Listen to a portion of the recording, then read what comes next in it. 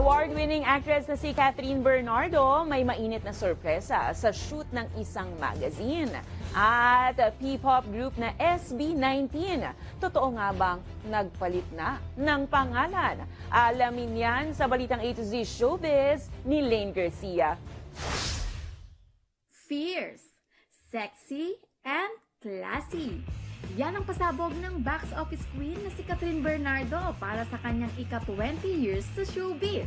Hot topic ngayon sa social media ang pagiging cover girl ni Catherine para sa November 2023 issue ng Preview magazine. Suot ang red-shaped bra at black and white pants with her pixie hairstyle, tiyak mapapa good girl gone bad ka sa palabang aura ni Catherine.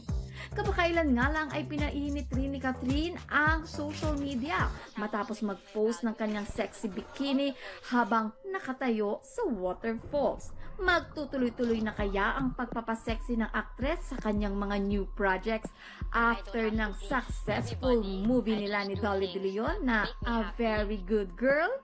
Abangan!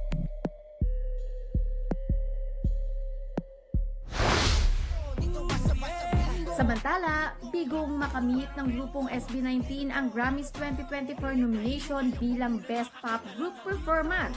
Hindi nakapasok sa listahan ng mga nominado sa Grammy ang gento ng SB19 na napapabalitang isa sa mga naka-line up sa naturang parangal. Bagamat hindi pinalad sa opisyal na nominasyon, very proud pa rin ang 18s para sa SB19. Habang may bali-balitang may pagpapalit ng pangalan ang P-pop group bilang Mahalima. Marami kasi ang nakapansin na hindi na SB19 ang binabanggit sa P-pop group sa katatapos lang na fusion event. Ang Mahalima ay hango sa signature word ng kanilang fan group na 18s na ang ibig sabihin ay mahal namin kayong lima. Wala pang nailalabas na pahayag at kumpirmasyon ang grupo hinggil umano sa pagpapalit ng pangalan nito.